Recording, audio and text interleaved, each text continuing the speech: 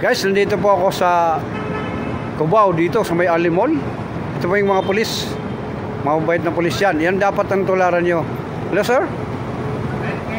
Ayan po sila. Sila po naka-duty dito eh.